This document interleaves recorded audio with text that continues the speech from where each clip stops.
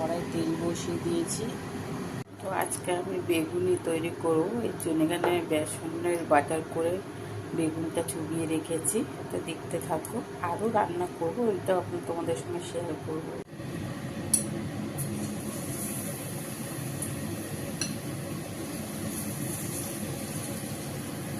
তারপরে বেগুনি হয়ে যাচ্ছে ভাজা,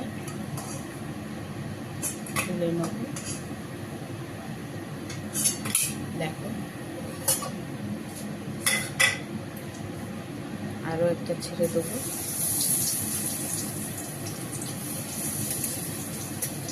দেখো এখানে কয়েকটা পেঁয়াজি ভেজে নিয়েছি। দেখো এখানে আমি ডিম ভেজে নিয়েছি, ডিমটাকে তুলে নেবো। একটা সোয়াবিন দিয়ে ডিমের তরকারি, পেঁয়াজ দিয়ে দেবো।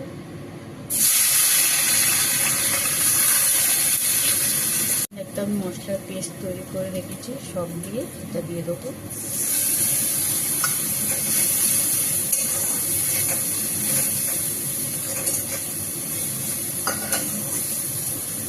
এইগুলো দিয়ে দেবো, ডিম আর সোয়াবিনটা দিয়ে দেবো।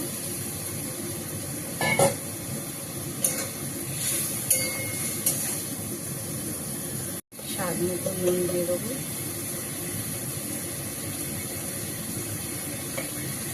একটু জল দিয়ে দেবো, বেশি দেবো না, কষা কষা করবো।